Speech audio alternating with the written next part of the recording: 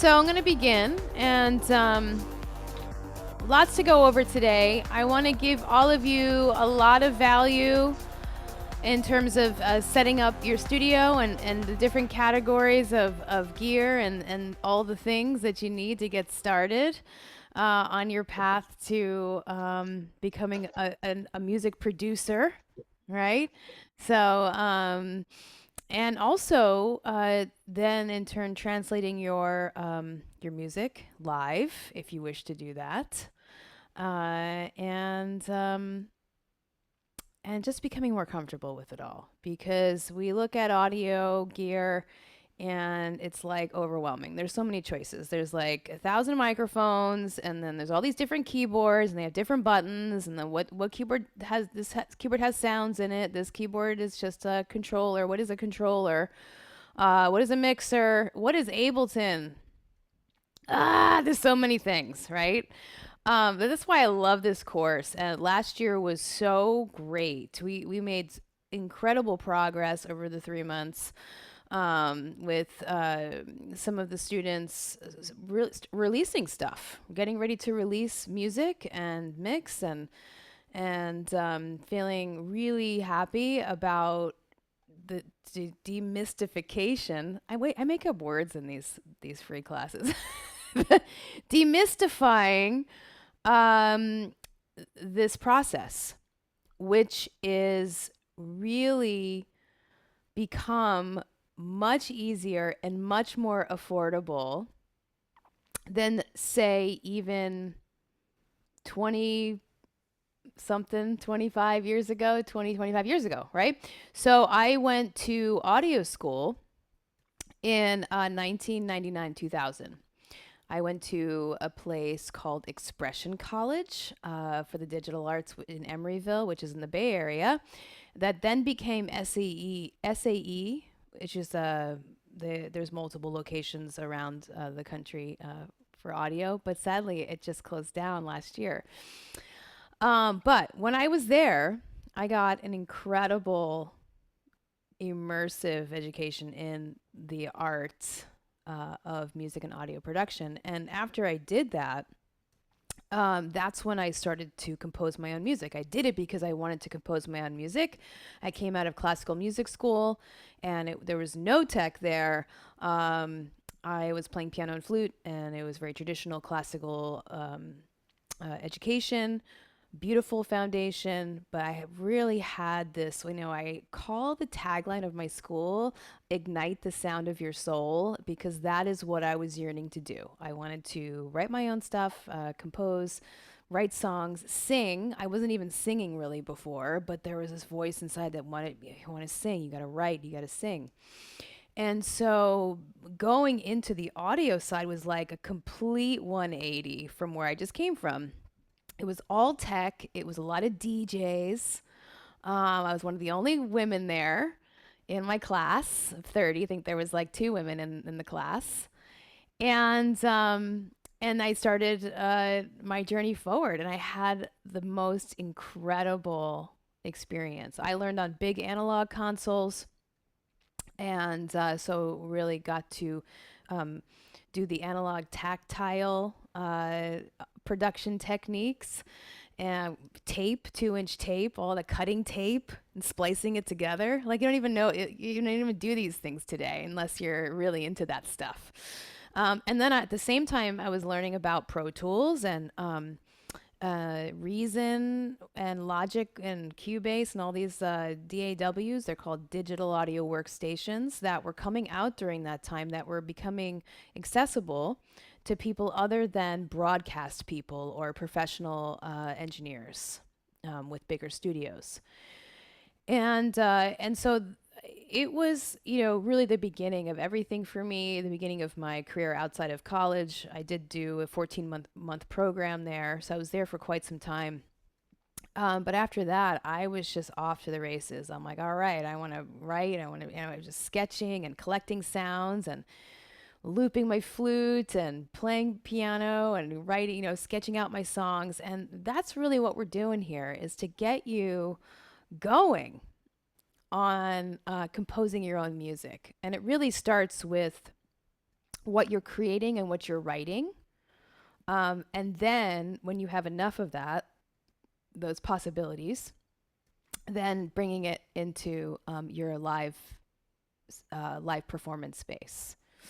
Now, last year, I did a whole 2 hour special workshop on live streaming, and that is available to you when you sign up for the course.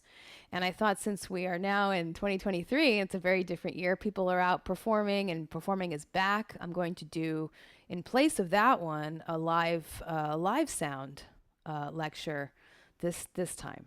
Because I know a lot of people are curious about that. Like, what speakers do I get? What microphones do I get?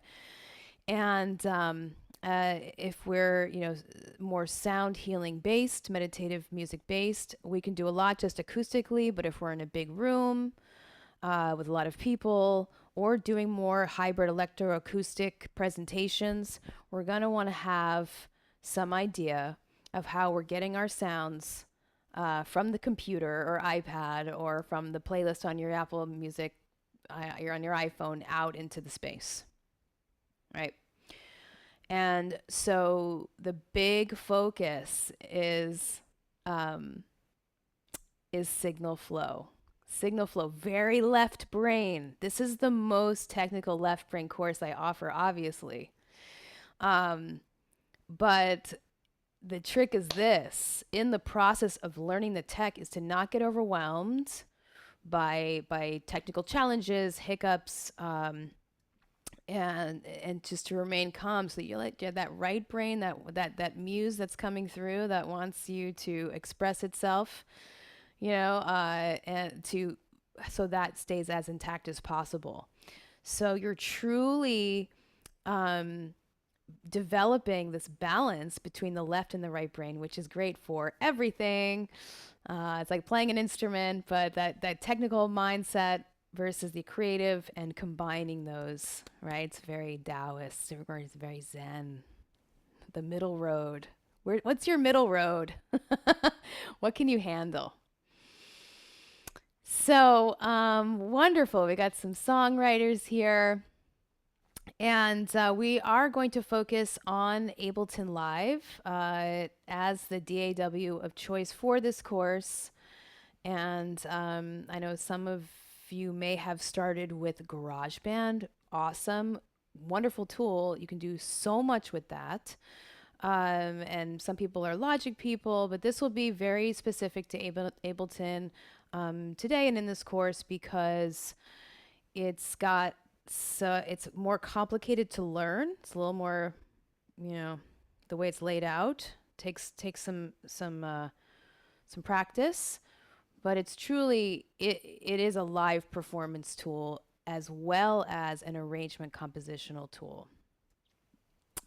All right, so let's get started. I've got a beautiful document for you that has a list of gear that I recommend. I'm going to go through these things, and you're welcome to ask me any questions in the chat or below this video if you're watching a replay.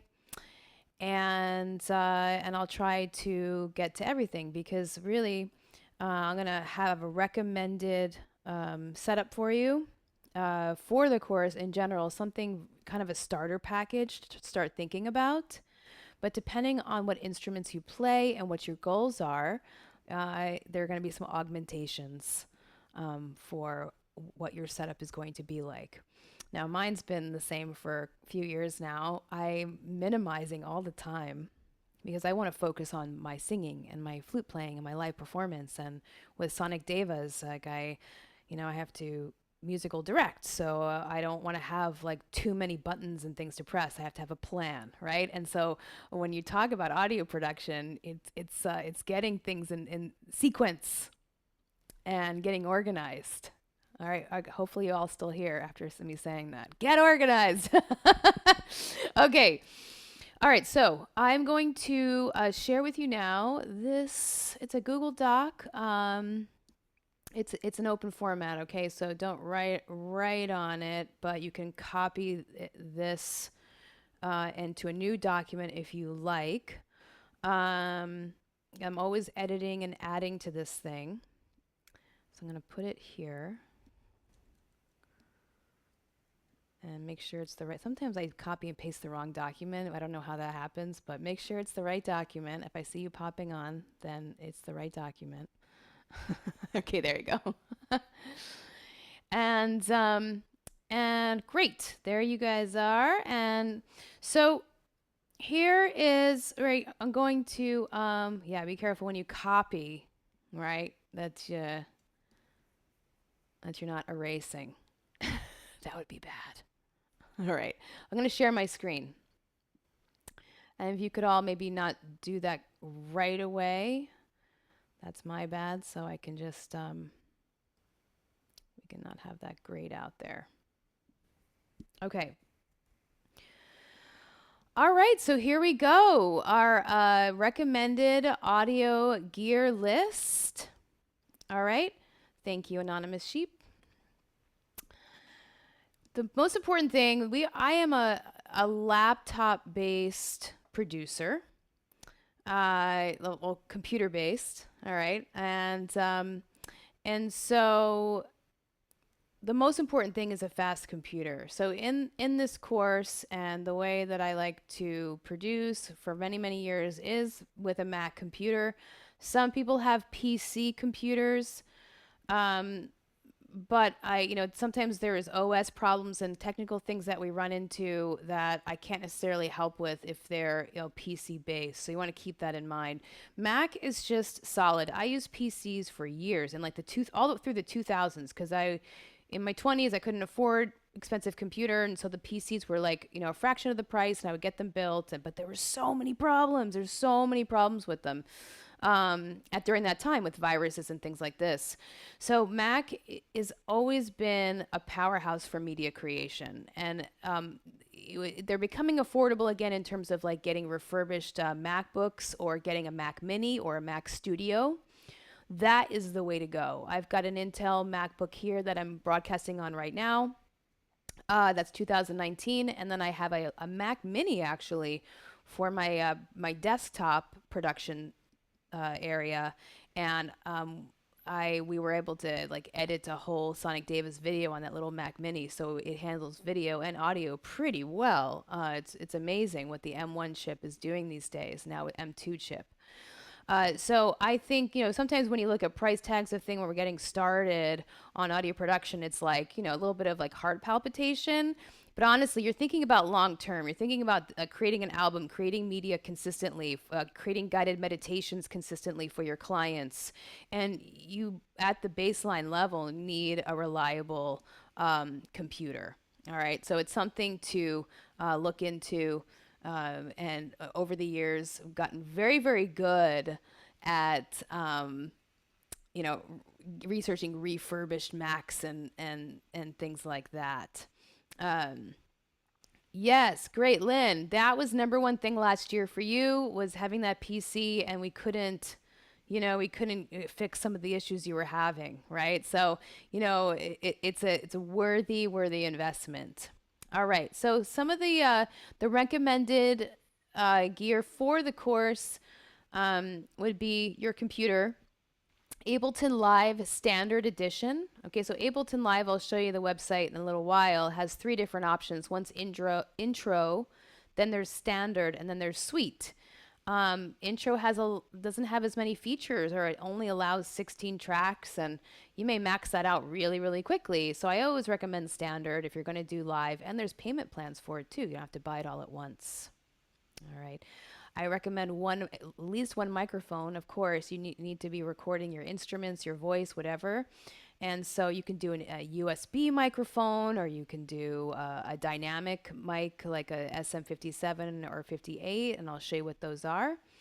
You'll need an audio interface so that when you plug your microphones in, it converts the audio signal to a digital signal that is then seen by the computer, and then you can record into the computer. So the audio interface is a must-have for your setup.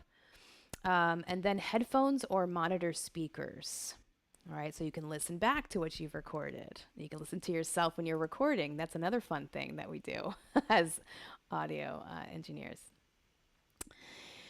And so, and then a keyboard controller. And now, by the way, I'm saying these things right now, but I'm going to show you these things also. All right, I'm going to show you what these things are. So, a keyboard controller, which would be a keyboard that plugs into your computer, that where you can play internal sounds, software instruments, and things like this. And if you want to have more control over the software rather than using your mouse, you'll have an outboard controller mixer like the APC MK2, which I have right here in front of me, and I can show you what that is. All right. So places to get gear. We've got Sweetwater Sound. Okay. Once you sign on with Sweetwater Sound, they are going to call you every month or two, and they'll say, "Hey, do you need anything? How can I help you?" And you're like, "Oh God." Sometimes I don't answer the phone because I'm like, "Not right now." But they've got me. They got the credit card. You can purchase things at 0% interest for between 24 36 months. That's a long time to pay off, gear. So you're buying things interest free, and you're developing. It's all about budgeting, right? I'm really big into that because this has been a lifelong pursuit for me. I've bought and sold gear and had to upgrade things over the years, and I've invested thousands and thousands of dollars in my own education and learning, and what artistically I need at that moment, right? So it's good to have a way to control that always. So Sweetwater Sound, it's an online retailer only. They ship to you. It's very fast. Then we have Guitar Center. Those are physical locations as well as online. And then, of course, Amazon has a lot of stuff also, especially when you're needing cables, adapters, and things like this for your laptop and for your microphones. Um, so some of these things, hopefully, there might be some question marks like what are these things? But let's break it down even a little bit more. So actually, on Amazon, there is this really cool starter pack. You see this little picture here. This this is great. This is an audio interface with two microphone inputs and one condenser microphone and a pair of headphones and the microphone cable that plugs into the interface. No stand, not no mic stand, but here's something that's a bundle. So you want to look for like bundles.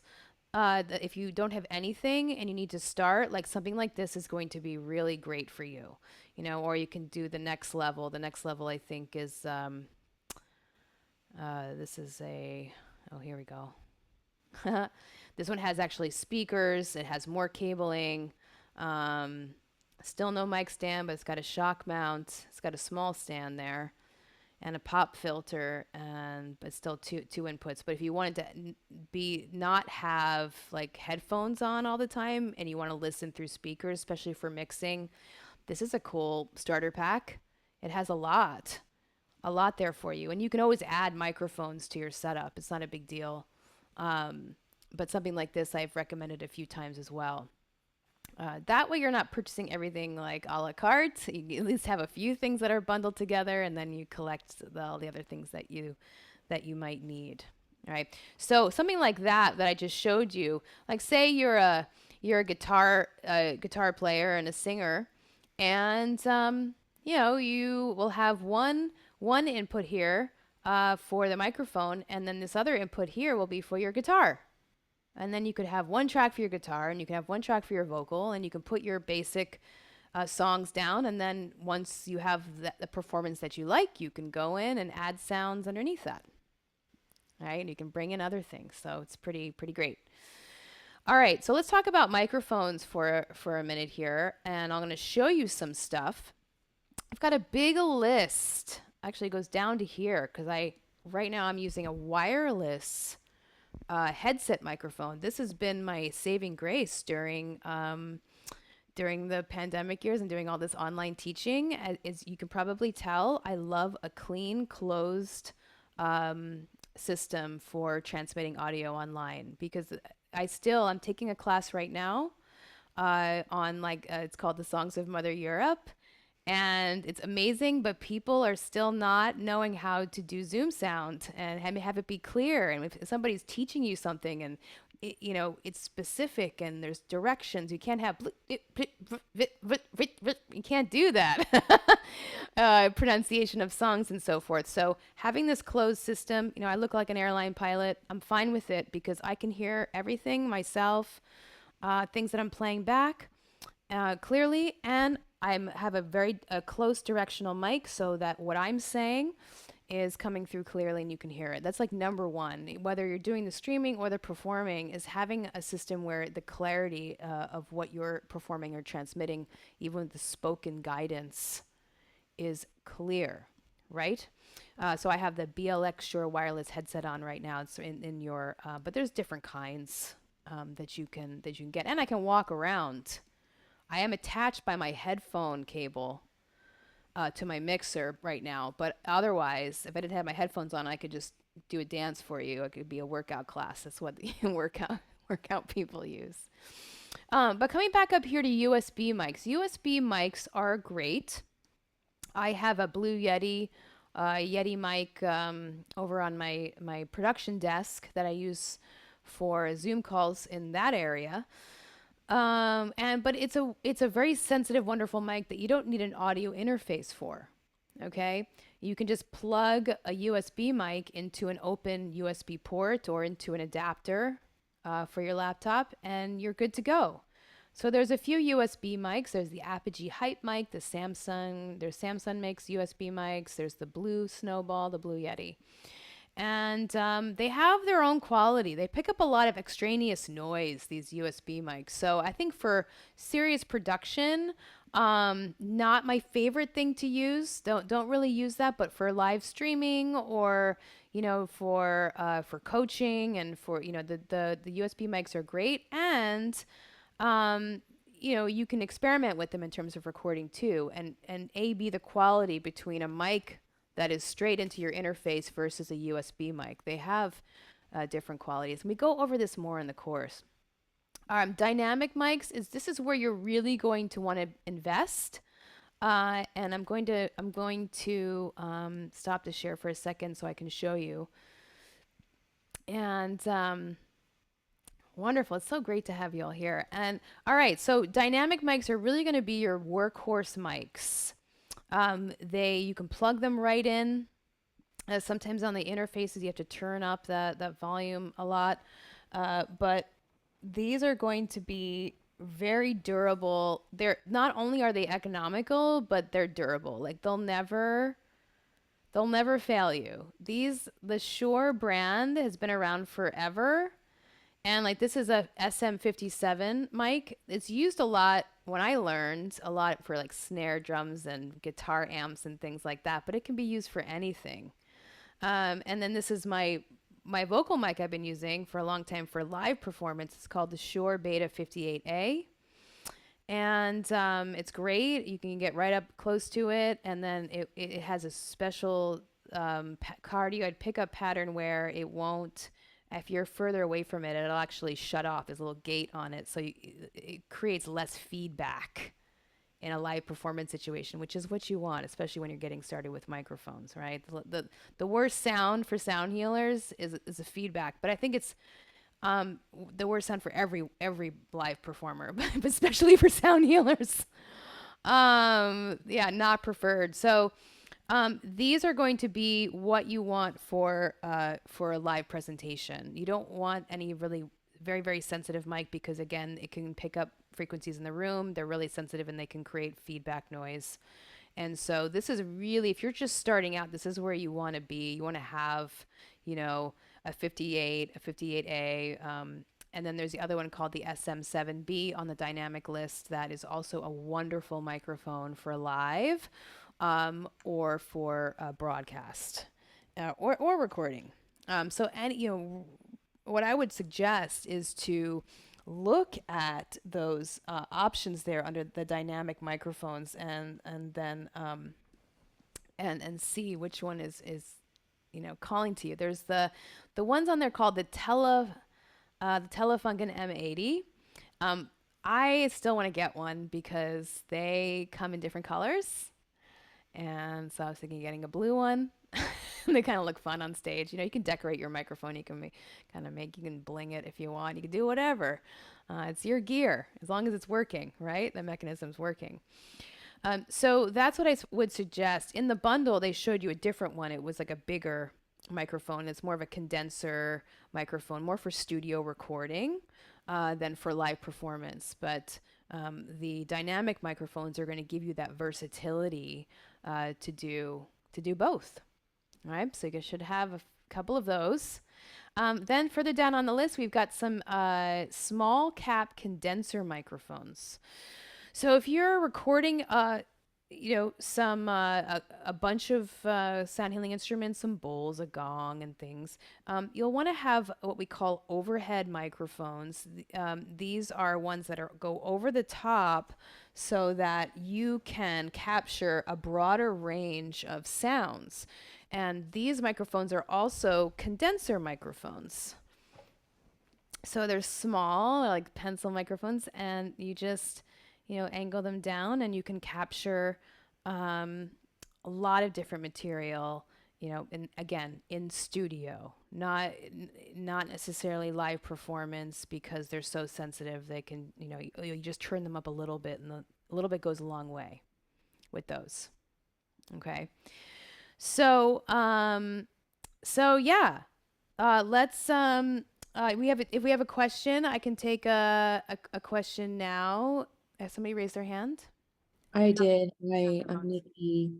Thanks for all this info. I love it. Yeah. Um, I have a lot of gear already with like microphones, like the SM7B and the SM58 and keyboards.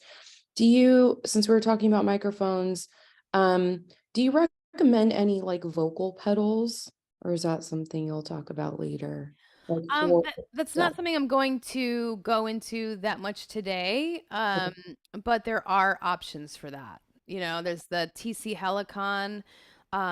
There are like I actually use the effects built in Ableton. Oh, Like you I did. create custom vocal racks in Ableton with effects and things like that. Oh, cool. Yeah, Okay. but you can use. I mean, you can. There's definitely the outboard gear. There's like the Boss 505 loop station for creating loops that have an effect built in. But I think the TC Helicon is probably the most used. It has multi effects and looping inside of it. But it's also very feedback prone. Every time I work with somebody that used that, it's like you have to really be on it and have your settings dialed in. So yeah, that would be more of a discussion for the live sound. Also, during the course, something to dive into in there. Got it. Okay. Yeah. Because Thank you. I mean, I think my approach, because it's so inside the software, I realize some people are going to want more, like be able to stomp on effects and bring stuff in and out with your foot while you're playing versus having to have a controller or you have the laptop with you every time you go out, right? And that's just a preference. Yeah. Okay. Yes, Thank yes, you. but definitely send me an email. I can point you in other directions.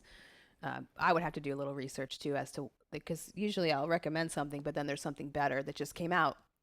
No, You it's good to know? know. I haven't Yeah. invested in live Ableton yet. I feel like I've been putting it off, but it's good to know that that has that Yeah, as yeah, well. absolutely. Yes, and I'm going to show you also my session right now and kind of how I have things, set up.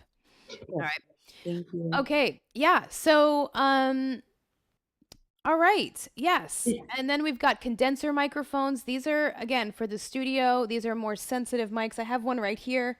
This isn't a super expensive one. This is an 80K. I've had it forever. I think it was like 250 or 300 for this one. With condenser mics, if you're looking at Neumanns and things like that, that's on the list. You can see the range of prices is all over the place. But this is a more sensitive mic, requires phantom power. By the way, condenser mics require extra power setting on your mixer called the 48V button. And you have to just consider that when you're plugging them in and make sure that there's a whole protocol on how to turn on a condenser mic so you don't blow it out. So all those things are very important. All right. So Hey, we, Linda. Oh, sorry. yeah. Oh, I didn't mean I thought you were pausing. I sent a text question. I think everyone saw. I don't think you did though.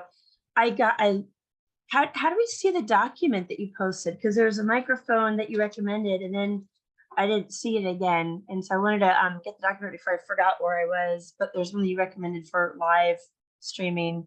Yeah. So I'm gonna put the link to the document right here in Oh, the okay. in the chat again. Yeah. Okay, Yes, for thanks. everyone. Absolutely. Um, I All have right. a question. Sure. So it doesn't have, I asked the earlier question about when would be like a good time to invest like in a more professional DAW because I'm just using like a BandLab app right now. But the question I had since then is I have a USB mic.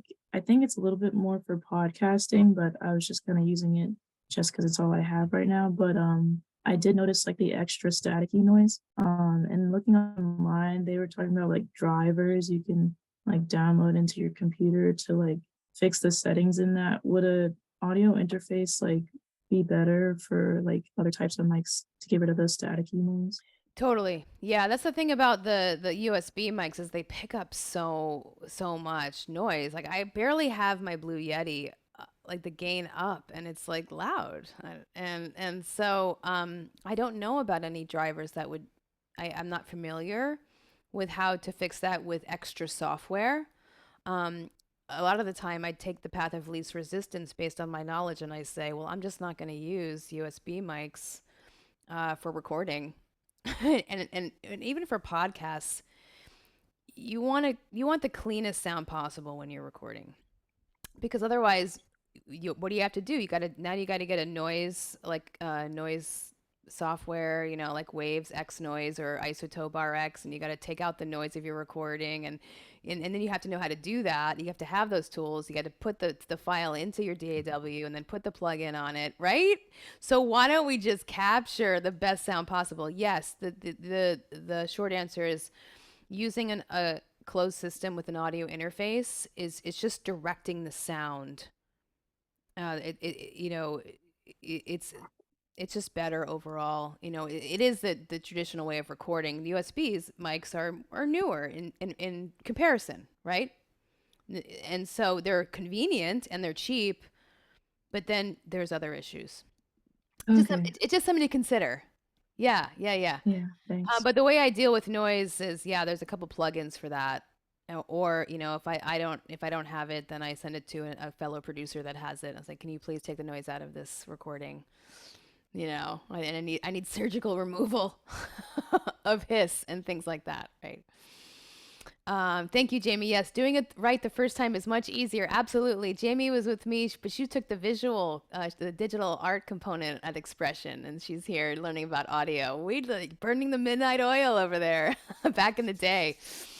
So okay, let's keep going because I want to go over the audio interfaces a little bit here, and oh, right. So cables. Okay, so underneath the microphone list, I talk about some cables and adapters and things to have on hand when you're doing laptop-based production. We've got XLR cables, quarter-inch cables, aux cables, USB hubs, drives, adapters, right? Adapters are so important because you want to maximize the ports that come on the laptop. When you start plugging in a bunch of keyboards and things like that, Right now. there aren't, Tammy, I'm going to mute you. There aren't a lot of, ports to plug things in. Once you start getting keyboard controller, hard drive, your audio interface. And so you have to have things like adapters. I don't think I can. Now I won't be able to lift this one, but like a USB to USB-C adapter for your laptop where you plug in and then all of your other things in and you can use them. But first, in terms of cables, right? This is an XLR cable. It's a microphone cable. Has 3 pins. All right, we've got the male and the female end. This is so all of your, not your USB mics, but your other mics, all your Shure mics and condenser mics, you'll need extra XLR cables on hand. And then the other main one you're going to come across is what we call the 1/4-inch cable. This is a stereo one. So if I had like a synthesizer, I'm going to come out left and right from my synthesizer and then into my interface or into my mixer. All right. So we have to get to know what all these cables do, why we use them. You know, if you've got, here's another one. This one's blue. I got a 8-pack on Amazon of these. They're blue, so I know no one's going to steal them. Otherwise, if I see them out and about, I'll be like, that's my cable. And these are grounded cables. Like if you're plugging in monitor speakers, you know, you'll want some of these, or if you have a guitar, any pickup output is going to be using this 1/4-inch cable. All right. So you have to determine what you need to plug in, and that determines how many cables you need. Right.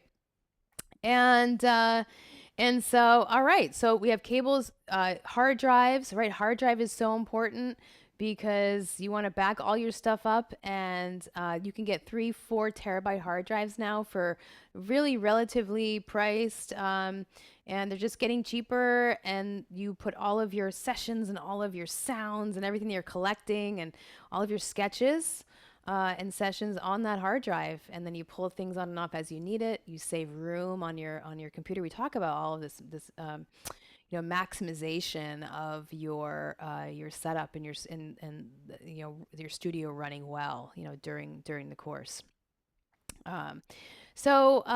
Mic stands, short and long mic stands, and I'm going to talk about interfaces a little bit. All right. In terms of mic stands, it's kind of important. Are you going to stand or sit?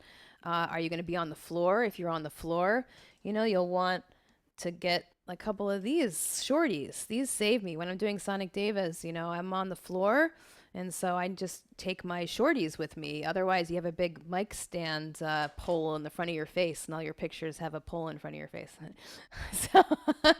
So there's a lot of practicalities to this process. And setting up your station or your area so that you feel like you can create in it. That you feel like, all right, this is good. I can do some work here. All right, so audio interfaces. Now, the one that I showed you in the bundle, this is the Focusrite. I use this for live performance. I don't have this plugged in right now because I just take it with me. Because most of the time what I need is just 2 inputs. I have my vocal mic, and then I have like an instrument mic, something extra. And then I can dial in my levels. The cable comes out the back and plugs right into my computer.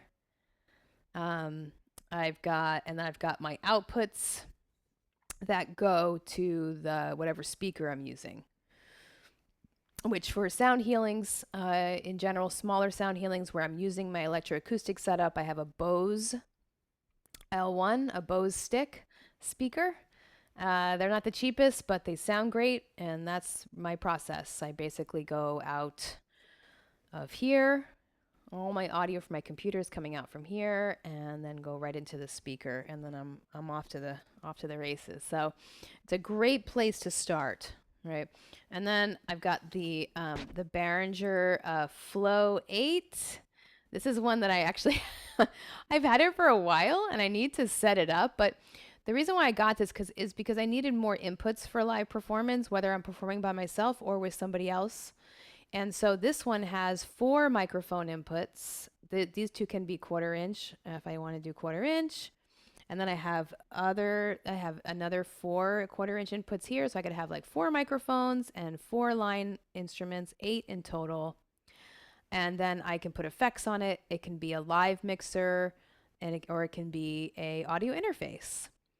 So this one is actually on your list, the Flow 8. And there's another one called the Behringer.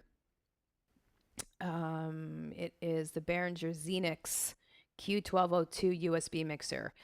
For those of you starting out, if you want to have more inputs rather than this, then I would suggest the Behringer Xenix before this one. This one's a little more complicated. There's an app for the iPhone where you can set it on the mixer and then like control the levels of stuff, and it's a little more digital. digital based. And so it might be a little more complicated, you know, in the beginning to use something like this. So the Behringer Xenix would be kind of the in between the Focusrite and this for when you're starting out. But again, the bundle I showed you before really has those basics that you need, especially if you're planning on taking the course with me. You know, you'll want to have that basic signal flow chain going into the computer, rock solid. The Focusrites are always rock solid for me, and also Behringers. I have another Behringer mixer down here. I'm gonna show it to you because I cleaned up a little bit last night. I was wrapping cables. In fact, that's the first thing I did when I started audio school. I was so excited to record some stuff, and the whole first 2 hours of my audio school experience was wrapping cables. All right, so we got it. We got to stay organized here. Oh, I love the video pause. All right, so down here, this looks very, very messy still, even though I cleaned it up, but this is called the Behringer X Air mixer. It's a 16 input mixer, and it connects to my computer via a USB. So you know, here it is going into the computer, and I have this adapter right here. All right, you can see all my other mess that's happening in my studio. But this mixer is great because I use a lot of the inputs. I have like an iPhone cable I plug in. I've got 6 or 7 inputs at any one time when I'm doing live streaming or teaching or whatnot. And at this point, I've just I want to keep this one in my studio. It is a live based mixer. You can get an iPad or on your phone. You can control the mixer from your digital device. It's pretty powerful. But when I set it up, I actually had to have help from my guru, my tech friend, Connor, to help me set up this mixer with this computer so I can broadcast. And there was a special routing system in there. It's complicated. So I wanted to show you what I'm using. But for, you know, unless you're really adept at like signal flow and software right now, wouldn't recommend that. But knowing what the next level is kind of fun. All right. Yes, musician life is all cable management for real. Thank you, Kelly. Absolutely. It is, you know, and I love when it's clean, and I'm like, I'm just going to leave it like this, like for a week. I just want it to be clean. No, because every day is different. I'm recording a recording session versus a live stream versus a teaching coaching session, and I'm just it's like spaghetti soup. So that, and I like the flexibility of that. When you go into a real like professional recording studio, everything is behind the curtain. There was somebody that all the wires are plugged in, and there's routing, and there's a mic panel in the studio room, and you know, you don't see all that stuff. But at home, you know, that's what we run into. Yeah. All right, so audio interface, just a little introduction there. You're welcome to do some more research, right? Because if you're looking at the bundle, but then you're like, but I need more inputs, then you might have to look at a different audio interface. That's why I'm giving you more time here before we start in April, so that you can make those right choices for yourself. So controllers, let's see. I would also, for those of you who like to do field recording, in addition, I would look at the Zoom H6. Here, I'm going to just share my screening. I'm confused about what buttons I'm using here. I would look at the Zoom H6 or H8. These are audio interfaces. The H6 has 6 mic inputs. The H8 has 8. You're dealing with a little screen on there, you know, so that's the only trade-off, but it's portable, very portable. You can record your live sessions. You can, you know, go out and record the ocean, you know, go into the forest, any ambiences that you might want to mix in to your sessions later. And then it also doubles as an audio interface. So in Ableton, you would choose it as your audio interface, and you can plug your mics in and go. So pretty neat. You know, if this appeals to you, you can see the different varieties of what's possible here. And for those of you who are into doing stuff on iPhone or iPad, if you're doing Instagram Lives, if you're doing TikToks, um, and you need to broadcast straight to your phone from even like from Ableton or whatnot, or from or just from your microphone, and there's this iRig, has 2 mic inputs. Um, I have the iRig; it's pretty good for stuff like that. If you want to have a contained sound going into your digital phone, smartphone device. And during the live streaming days, when that was like really coming on strong, that was an important thing for a lot of people, was to have, um, you know, something that was an audio interface for the iPhone, for example. All right, so let's go a little bit into controllers and keyboards. Time is flying here. So we have the APC Mini. This is for Ableton specifically. It has some faders here, so you can control your different tracks in Ableton, and then you can launch these clips. So if you're going to be in session view, this is a great option. This is the one that I have right in front of me, the APC 40 MK2. You can launch clips. You have knobs for your effects, and then you have your faders to mix things in and out. And it's really a lot going on there. Very, very powerful. I mean, whenever I see like electronic musicians or live laptop performer musicians, I feel like everyone has this. Everyone has a APC 40 MK2 as like one of the the nucleus of their studio, because you have to get away from using the mouse even when you're recording, and mixing things on the fly. You begin to do the whole process as you go along. But again, those two things don't have a keyboard, right? And you may want to have a keyboard in front of you because you're going to play instruments and things like that. So here are some keyboard options. This is just one brand. It's called Novation.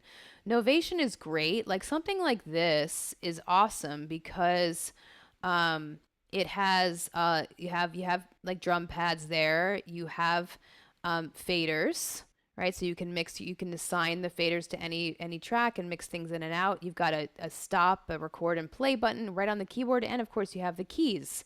So you can play parts, you can play keyboards, you can play synths, you can play any sound that is in the software that you're using, that you've queued up, any instrument, software instrument. It doesn't have sounds in it. Okay, no sounds in these, what we call controllers. They simply control aspects of the software. All right, so on your list, there's a couple of different ones to check out. M Audio also makes great ones. And we've got this World 25 key controller. I guess the Arturia Key Step series for controllers. Those are good. The Ableton Push 2. I have the Push 2 on my desktop. I don't use it a lot for live performance right now. I'm more acoustic based, and I'm playing over my tracks and looping. But Push 2 is also a powerful composition tool just for Ableton specifically. I'm going to take off the data looper. This is a foot pedal. I have another one I'm going to recommend. Someone got the data looper, cannot figure out how to use it, so goodbye. It's gotta be easy if you're going to sell something for $400. So I'm taking that off of there. There's so many more than this, controllers and keyboards, but if you just look at what some of these options are and figure out how you want to produce, then you'll go get the right thing. Do you need, how many keys do you need? Do you want 25? Do you want 49? Do you want 88? Do you need a full-size keyboard? Are you more of a keyboard player? You want to access more of the keyboard? But then think about whether, are you going to be traveling with it, or is it going to be more of a studio thing? Because that'll determine what size you want. Right? So I'll show you real quick how this is set up here in my studio. So I showed you this before, but see, I have my APC 40 here, and I can mix my tracks in and out. Whoop. Oh, see, I have my reverb ready to go. Whoop, whoop, whoop. And then I can launch clips, and I can dial in my reverbs. I can have some reverbs on here. I have my loopers ready to go, and these are the volumes for the loopers when I want to loop. And then over here, I have a keyboard.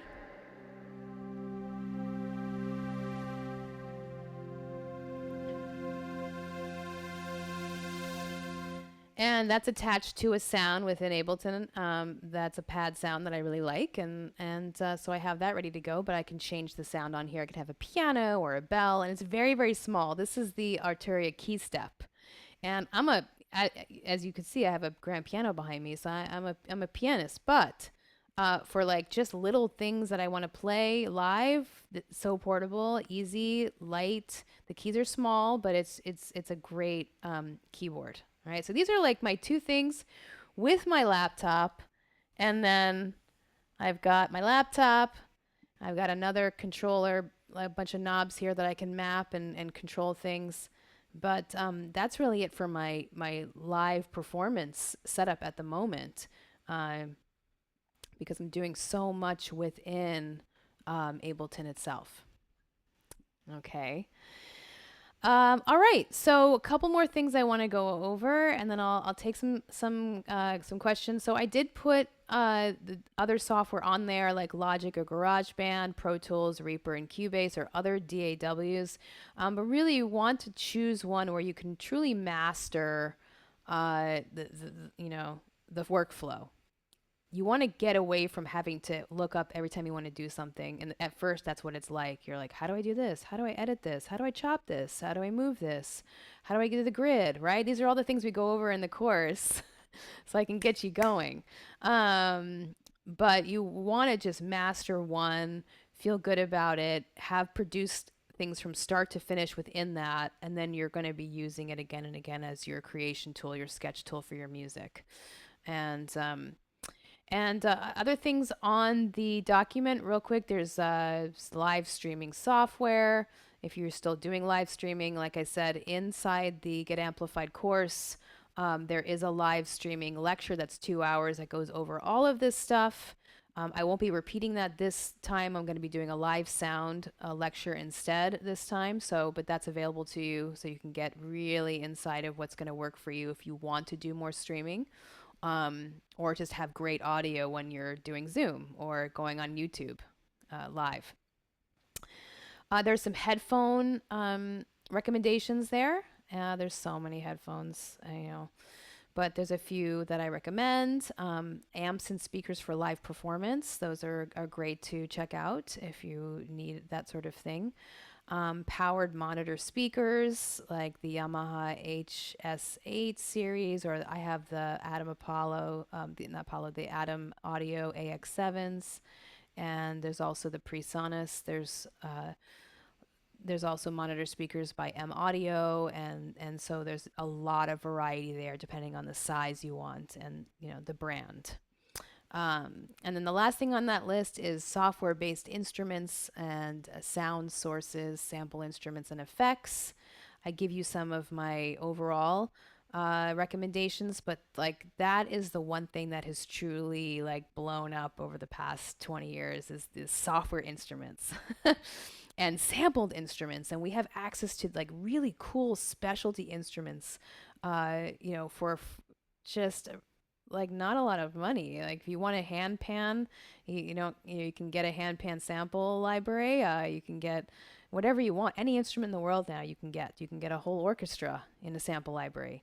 Native Instruments Complete is expensive, but it has more sounds than you can possibly use in your lifetime. And there's Splice, which is a online subscription-based site where you can download sounds and loops and pull them right into your sessions. And we explore that in great length during the course as well. And a couple of plugin or effect recommendations as well. So that's the overview, kind of what you can start thinking about and researching in terms of setting up, right? For the Get Amplified course, really what you need, you need the microphone. If you want to start with the USB microphone, that's totally okay, as long as you can do some tracking with that in Ableton, all right? But you'll want to start to create a closed system that is higher quality, more predictable with the audio interface, with a couple of good microphones, and then Ableton Standard Edition. All the cables you need, all the stands you need, and then of course the monitoring. Whether you're just going to use headphones for now, which is fine, or have a couple of monitor speakers, right? The last thing would be, okay, do you want to play some sounds, right? So we start doing MIDI in the course. You'll want a keyboard to play the sounds within the computer, and eventually having a controller that can control the software so that you can get your hands off of the laptop and have something more tactile to use. Okay, and so Lynn had a question here. With crystal bowls, live streaming is difficult for the listener. And so I think crystal bowls are really tough. They're loud, and you can't really help how the microphone is converting that signal to transmit. So, like look at those small cap condenser microphones, and overhead, nothing close to the bowl, because that's going to overwhelm the system. As audio goes through the computer when it's live streaming, it gets compressed. It changes the quality of the sound, right? So we go over ways to play with that. But I think for in a closed environment where you're at home, those small cap condenser microphones are like a big bang for your buck. That's for sure. They can really record anything. So that's where we're starting. And, it's my hope today that you're, going to start collecting what you need. Oh, I wanted to show you Ableton real quick. Just collecting the things that you need so you can get started next month with composing, right? And just so if some of you are new to Ableton, I'll share my session here, just give you a little overview. We're going to be going over this thing called session view, which is where I play back a lot of my tracks. These are all different little audio assets and things that I play back. So for example, I have my reverb on and say I'm going to play this little drone thing here. Where'd it go? This guy.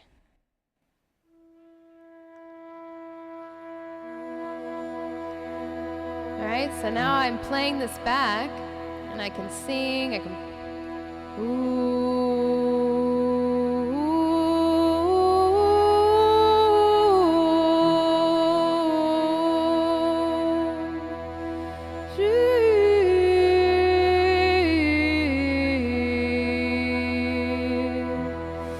and I can mix this out. I can pull down that fader, and I can pull down my audio mic here. And so I can play anything from here. And then the other view that we're going to be exploring is this arrangement view. I have just one clip here. I don't know why this is here. But anyway, you can kind of see this is more of a timeline, like Pro Tools, like GarageBand, like Logic. And then you can just compose and track in this view. All right, and it's called arrangement view. So we have in Ableton, what's powerful about it is you have these two views. You've got session view and you've got your arrangement view. And so we're going to be spending time in both of these places during the course. And every mic that's plugged in, every track, it comes up here in arrangement view. It's a very powerful system for creativity once you get the workflow of it. So great. Any questions about any other questions about gear? I know I have to research some vocal pedals and things like this, so definitely going to get back on that. But really, as artists, as we progress, we want different things, out of our technology to help us create whatever we're hearing in our head, the vision. That's the most important thing. When you have an inspiration for, say, a guided meditation, that you're able to put down a drone. You're able to record your shruti box and your crystal bowl and bring out some sound effects from different places.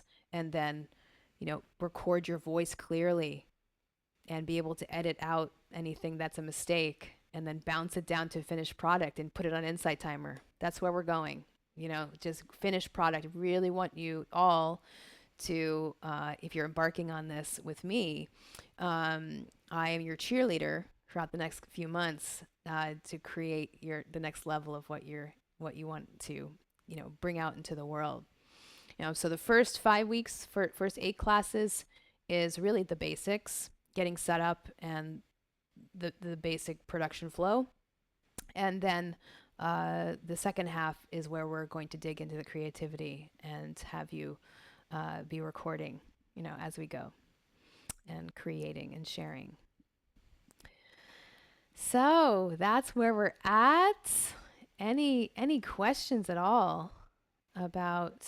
We went over a lot, so there might be a little bit of saturation right now, which is completely normal when it comes to audio technology.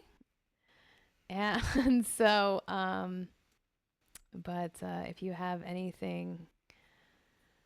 burning questions, let me know. Here's a link to Ableton Live. You can look over. If you get standard, you get more internal instruments as well. So over here, let me show you. The intro is 99. It really jumps up. It's because it just has more stuff. More track possibilities, comes with more sounds and more software instruments. But I know everybody's on a budget, so you can absolutely start an intro without a doubt. You can there's payment plans here for the standard and suite. I personally have suite, and there's still plenty and stuff of things in suite that I haven't used yet that I'm still discovering, even after all these years. I started in 2007 when Ableton came out, 2006, performing live with my bands. So I've used it, and then I had a big break from live performing, had my baby, had my family, moved to LA, and then this past 10 years or so, really full on back in it, and tried to avoid laptop world for a while. I had a couple of outboard gear for my vocal and looping. And then when I was composing, I felt like, wow, I really need to get back into Ableton now, because I have things that I want to play back. I want more flexibility with audio effects. I want to be able to loop and have it all be in one place. And it just compresses the amount that you're still dealing with the computer, but it compresses the amount of outboard gear that you're using.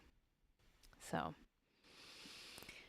yes. Okay. Well, I hope to see some of you in the course coming up in April. You'll be getting a link to review this information. You have the document.